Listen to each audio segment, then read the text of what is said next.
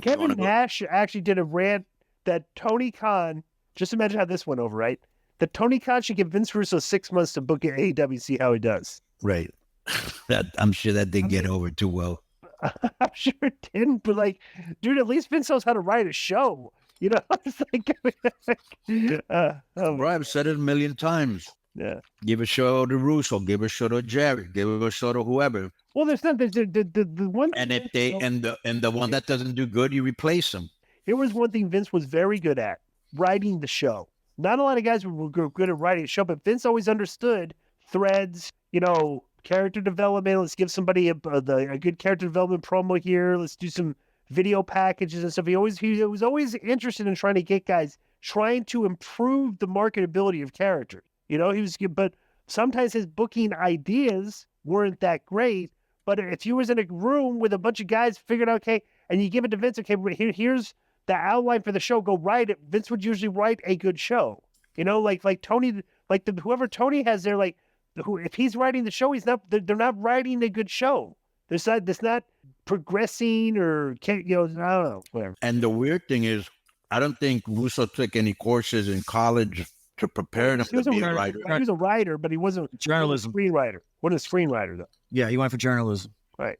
But the WWE hires like a bunch of screenwriters, you know, but they don't write the show. They just write stories for like just certain guys. Like one guy writes the show, and like I don't know who writes the show right now for SmackDown, but that guy's a pretty good writer.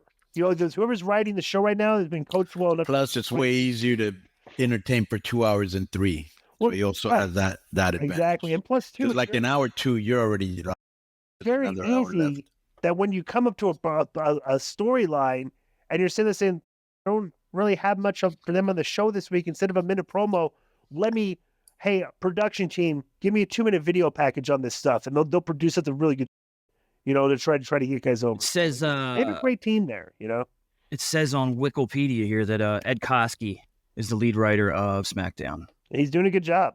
And then I've never heard of this guy, but this guy, Jonathan Bakestrom, is a VP and the lead writer of Raw, according to his LinkedIn.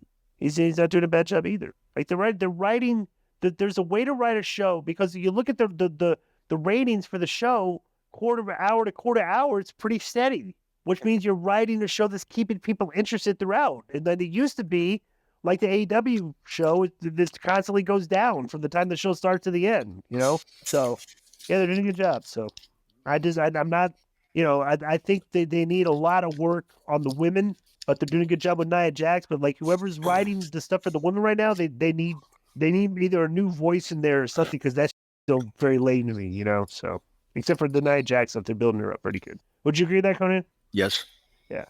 Like I said, they should bring in Dutch for a couple months just to, like, you know, because when the knockouts were in TNA and Dutch started like getting up, bro, that was some really good they were doing, and they were the highest rated stuff on the show every week. The knockouts at TNA during a period of time when the show was not doing terrible in the ratings, you know.